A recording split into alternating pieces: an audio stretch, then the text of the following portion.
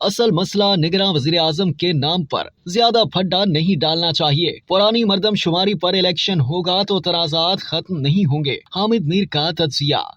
Peoples party और नून league के दरमियान 8 अगस्त को कौमी असम्बली तहलील करने पर इत्तफाक कौमी असम्बली तोड़ने के लिए 9 और 10 अगस्त पर भी गौर किया गया था। कौमी असम्बली की मुद्दत 12 अगस्त रात 12 बजे तक है। इस हवाले से सीनियर सहाफी और तज्जियाकार हामिद मीर ने कहा है कि असल मसला निगरान वज़ीर आज़म के नाम पर है। पीपल्स पार्टी ने उनको कहा है कि निगरान वज़ीर आज़म ऐसे बंदे को लाएं जिसकी हम सबको मिलकर निगरानी न करनी पड़े। अगर नई मर्दमशुमारी के मुताबिक इलेक्शन नहीं होता तो इसमें बहुत से मसाइल पैदा हो सकते हैं। ये सुलह मशवरा अभी हतमी नहीं है, लेकिन दो जमातों के दरमियान इत्तफाक है। बाकी जो जमातें हैं उनके साथ अभी सुलह मशवरा नहीं हुआ है। वज़ीर आज़म की पहली राय कुछ और थी। उनकी राय ये थी कि 12 अगस्त की रात को 12 बजे के बाद इसको तहलील किया जाए। वो चाह रहे थे कि जल्दी इलेक्शन हो जाए। अगर असेंबली मुद्दत पूरी करती है तो फिर 60 दिन में इलेक्शन होता है। पीपल्स पार्टी की राय ये थी कि असेंबली पहले तहलील कर दें ताकि 90 दिन मिल जाएं। ये एक ऐसा मामला नहीं है कि इसमें उनमें कोई बहुत ज्यादा मसला था। असल मसला निगरान वज़ीर आज़म के नाम पर है। पीपल्स पार्टी ने उनको कहा है कि निगरान वज़ीर आज़म ऐसे बंदे को लाएं जिसकी हम सबको मिलकर निगरानी न करनी पड़े। आमतौर पर पाकिस्तान में तारीख ये बता रही है कि निगरान वज़ीर आज़म या निगरान वज़ीर आला जो लाते हैं उनको उसकी निगरानी करनी पड़ती है कि ये इलेक्शन अपनी मुद्दत में कराएगा या नहीं करवाएगा। दोनों जमातों में इत्तफाक राय पहले हो गया है कि हमने इसी साल इंतखाबात करवाने हैं, लेकिन मुस्लिम लीग नून में एक तबका था जिसका ख्याल था कि मर्दमशुमारी के बगैर अगर इलेक्शन होगा तो उसमें पंजाब को नुकसान है।